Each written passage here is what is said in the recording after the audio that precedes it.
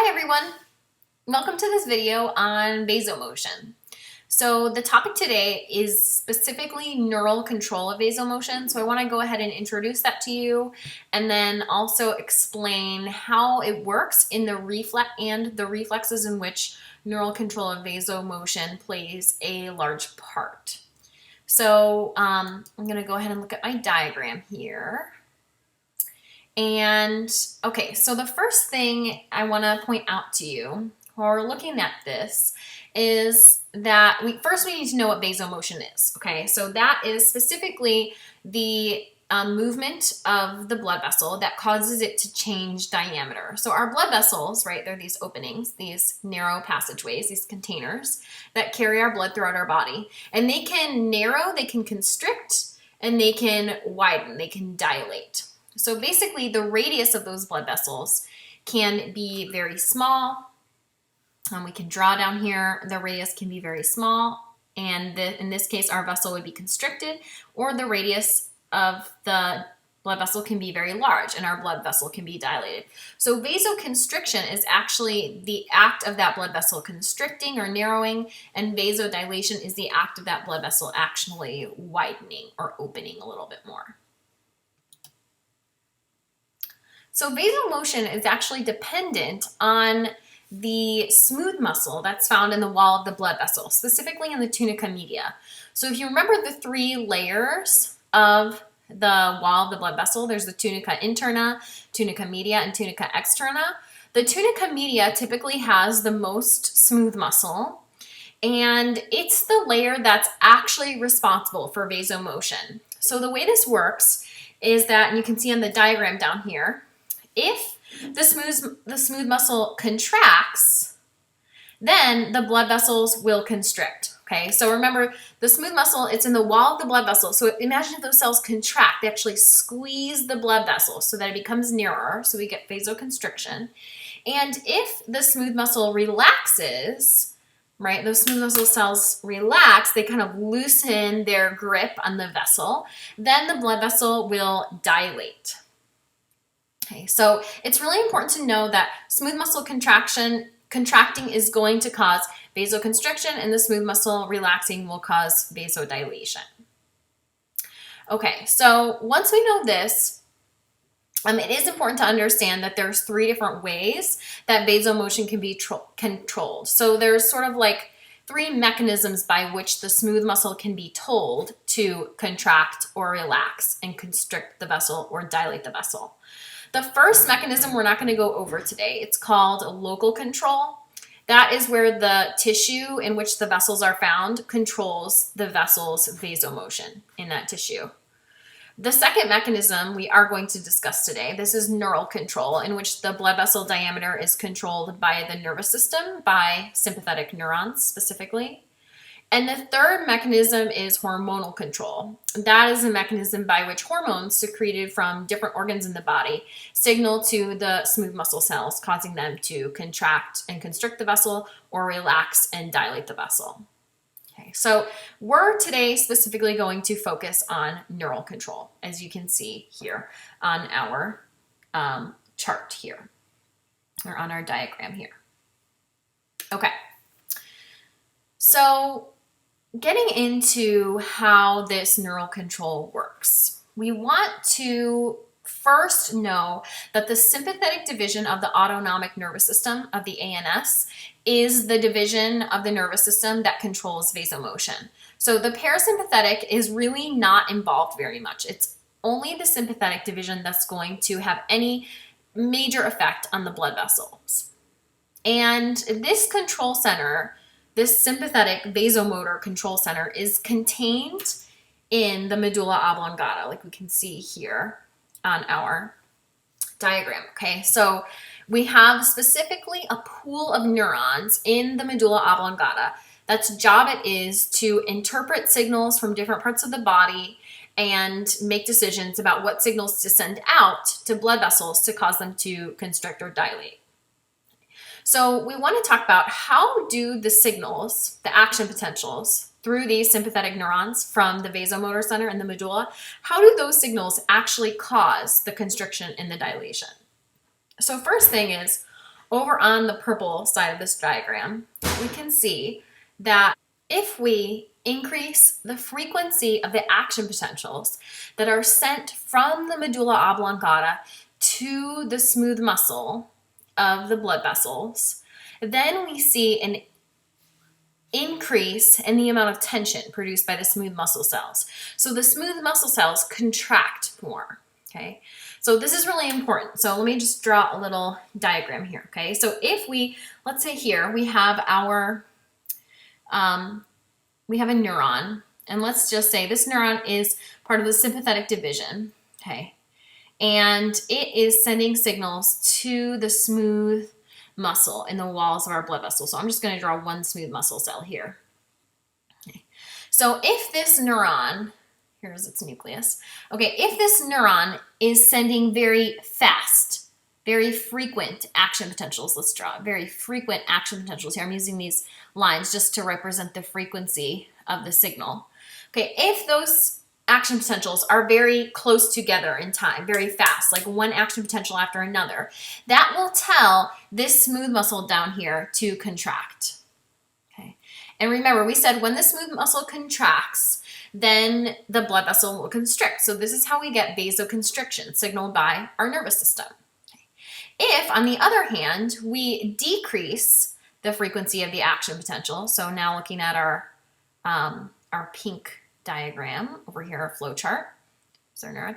If we have a low frequency of action potentials, okay, this will tell the smooth muscle cells to relax. And I'm not drawing the muscle cell contracted or relaxed. I'm just simply drawing the cell here. Okay, so in this case, because the action potentials have a lower frequency, since we're sending less frequent action potentials from the medulla to the smooth muscle cells, these cells will actually relax in response to that, causing our vessel to dilate. Okay, so this is how you get vasoconstriction and vasodilation. It's important that we understand this before we look at the complex reflexes that vasomotion is involved in. Before we get into the reflexes, I want to make one other point to you that's related to all that we've talked about with blood vessels.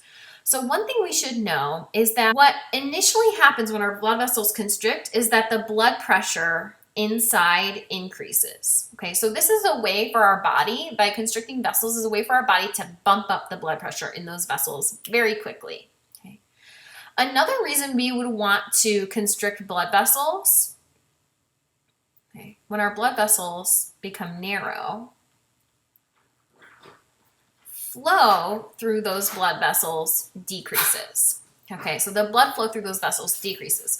This means the blood can go somewhere else in the body, bringing oxygen to a tissue that needs it more in a different area.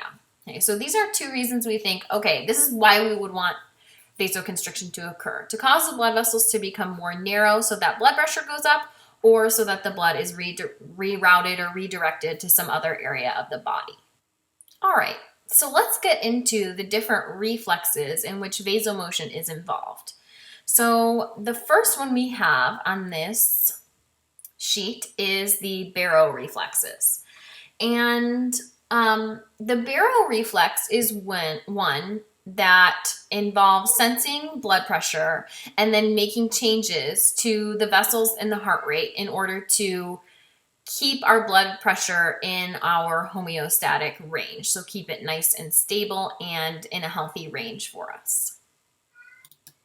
So let's just look at the example of the Barrow reflex that we have here on this diagram.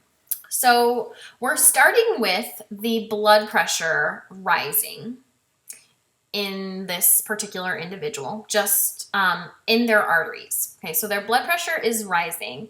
And if you remember, the type of receptors that sense changes in blood pressure are called baroreceptors. Okay, so let's put that in here. These baroreceptors, they're located in the carotid sinus and in the aorta. So we can see on our diagram here, we have carotid sinus, and you can also make sure you know they're also located in the aorta, specifically in the aortic arch.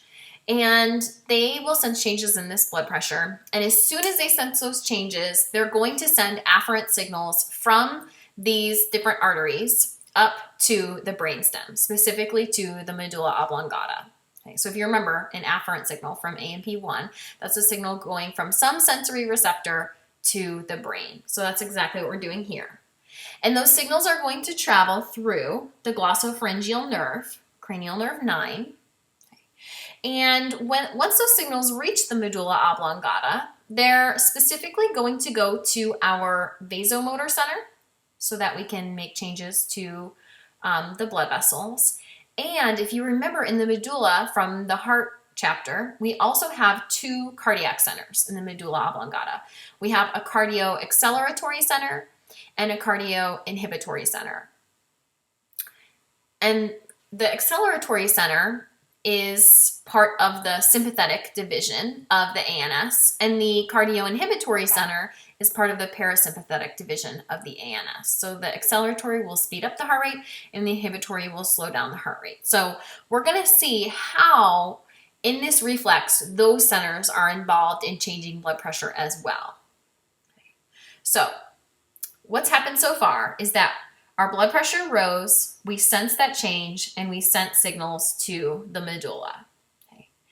So the results we're going to see now.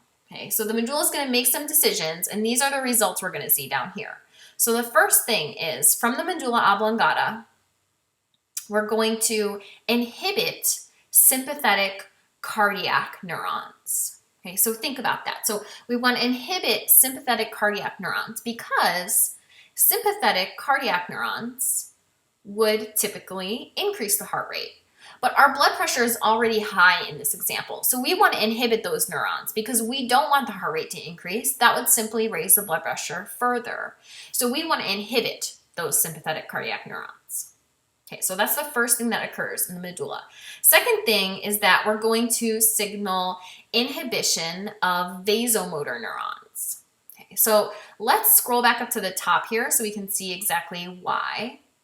So if you remember, vasomotor neurons, when they fire frequently, like we can see over here on this side of our diagram, when they fire very frequently, the smooth muscle contracts, narrowing the blood vessels. And we said when those blood vessels narrow, the blood pressure goes up inside of those vessels.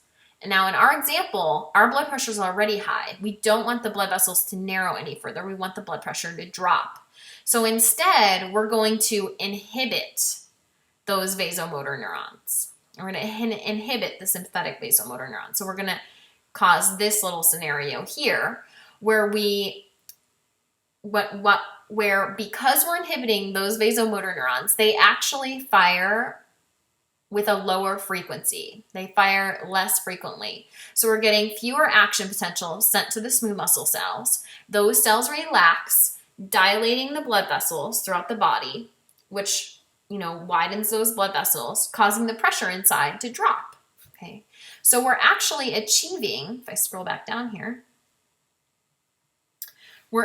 by inhibiting these vasomotor neurons, what we're achieving is blood pressure decreasing. Okay, because those vasomotor neurons are inhibited, they undergo vasodilation, they get wider, the blood pressure drops systemically. And then finally, our last result here, our last effect that we see from sending the signal to the medulla is that the medulla is going to cause excitement of vagal cardiac neurons. Now, this is going to occur in the cardio-inhibitory center. Remember, that is the parasympathetic center of control for heart rate. And if we excite these vagal cardiac neurons, vagal is telling us parasympathetic. And the vagus nerve only is part of the parasympathetic division. So if we excite those vagal neurons, this means excitement of parasympathetic neurons to the heart. And parasympathetic neurons to the heart would cause the heart rate to decrease. So the result of this is heart rate drops. Heart rate decreases. So if we decrease the blood pressure using the blood vessels and we decrease the blood pressure using the heart rate, we should see a nice strong drop in blood pressure, and we should bring our blood pressure back to homeostasis. That's what we wanted to achieve in this example here. We started with high blood pressure, and now we want it to drop back to normal. So we are doing that. We're using vasodilation, and we're using a decrease in heart rate to get that blood pressure to drop. Okay, so that's our first example. That's our first reflex. So let's go ahead and scroll down to the next one. So this now is our Kemo Reflex. Okay, so with our Kemo Reflex, this is a reflex that is involved in maintaining the homeostasis of either pH, hydrogen ion concentration, or oxygen levels in our blood, or carbon dioxide levels in our blood. We need to have the proper pH, proper O2 levels, and proper CO2 levels in our blood. So the Kemo reflexes are present for this reason.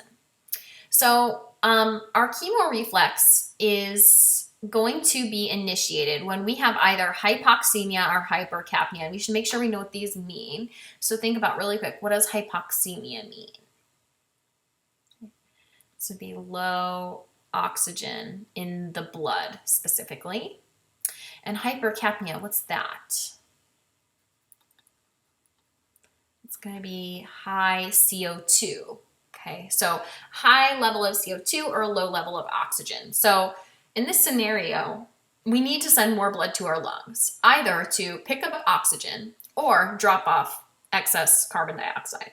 So what we want to do in this scenario is send more blood to our lungs. All right. So we're going to start off this reflex by sensing this imbalance, this either low oxygen or high CO2 at the chemoreceptors. And if you remember from class, chemoreceptors are located in the same places as the Barrow receptors, in the carotid artery or in the aorta. Okay. And these chemoreceptors, again, they're going to sense pH, CO2, and oxygen levels. All right, so as soon as they sense some imbalance in these, let's say hypoxemia, they're going to send afferent signals to the medulla oblongata, same that we did in the last example, to the vasomotor center. Okay. And so in the vasomotor center of the medulla oblongata, the decision is going to be made to cause widespread vasoconstriction. Okay, so we want to have widespread vasoconstriction. This is going to cause blood in most areas of our body, systemically, to be rerouted. Okay, if we constrict all throughout our body, blood in those regions is going to be pushed away from those areas. At the same time that we cause widespread vasoconstriction throughout the body, we're going to, let's just add this in here, okay, we're going to have vasodilation at the lungs. We're going to have vasodilation at the lungs. So while we're constricting all over the body and we vasodilate at the lungs, this is going to send more blood from all over our body towards our lungs. Okay, so we're basically redirecting that blood to go towards the lungs. So this is going to cause increased perfusion of the lungs, right? Increased rate of flow per gram of lung tissue. Basically, we're getting more blood into every little tissue, every little gram of lung tissue. Okay, so now that we have more blood in the lungs, our rate of gas exchange can increase. And at the same time as our medulla causes these changes in vasoconstriction and vasodilation, we're also going to, with our medulla, cause an increase in our ventilation rate. And I know in our class we haven't specifically gone over ventilation rate yet and how that's controlled, but this is also controlled in the medulla. Basically, we're going to start breathing faster. Okay, so we bring more air into our lungs. So now more air is available for gas exchange. So the result of these three things over here, should be that our O2 level rises and that our CO2 level drops. Okay, so we're correcting our hypoxemia or our hypercapnia. Okay, cool. So that's our second reflex. And then our last one down here is the medullary ischemic reflex. And for this one, first we want to make sure we know what ischemia is. Ischemia, let's just put this, where can you put this on this diagram here? Ischemia is specifically low blood flow through an organ, a low rate of flow. If we don't have enough blood flow through an organ, think about what would happen. Okay, so not enough nutrients, not enough oxygen, maybe a buildup of waste. And so that tissue could die. The tissue could, some of the cells in the tissue could die. The tissue could become weakened because of the lack of nutrients and the buildup of waste. So ischemia is no good, especially in our brain. So this reflex involves the medulla monitoring its own perfusion, as we have on the slide here. Okay. So the medulla is monitoring its own oxygen level. The medulla is monitoring its own rate of flow through the tissue. And it does this using chemoreceptors. And the chemoreceptors we talked about in our last example, they were sensing pH, CO2 levels, and oxygen levels in the blood. These chemoreceptors in the medulla, they sense those same chemical substances, but they sense their levels not in the blood. They sense them in the fluid around the brain. What is that called? That fluid around the brain in which they're sensing levels of hydrogen ions, carbon dioxide, and oxygen. That is called CSF, right? CSF, cerebrospinal fluid. Okay, so these chemoreceptors are detecting changes in the composition of the CSF. So let's say those chemoreceptors detect that the oxygen level in the CSF is low. Okay, so we've got a low O2 level in the CSF. So what we're going to do is we're going to signal down here sympathetic control to the heart and blood vessels. Okay, so think about how this will work, okay? What does sympathetic control to the heart do? Think about it in your head. It's going to speed up heart rate, okay? And if we increase the sympathetic signaling to the blood vessels, what will that do? If we send more frequent action potentials to the blood vessels, that will actually cause them to undergo vasoconstriction, right, to narrow. So both causing vasoconstriction throughout the body and increasing the heart rate will have the effect of increasing blood pressure. That will increase blood pressure throughout our body, sending more blood up to our brain, where the oxygen can then be taken out of our blood and put into our CSF to nourish the cells in our brain. Does that make sense? I hope it does. Okay. Additionally, we might want to dilate vessels around the brain. We might want to do some vasodilation, so decrease sympathetic signaling to blood vessels around the brain, just so that we can reroute blood from other parts of the body with vasoconstriction and send that up towards the brain. Okay. But that's pretty much it. So I think we covered all those reflexes, the medullary ischemic reflex, okay, the Kemo Reflex, and the Barrow Reflex as well. So I hope you guys enjoyed this video, and let me know if you have any questions, and I will see you soon.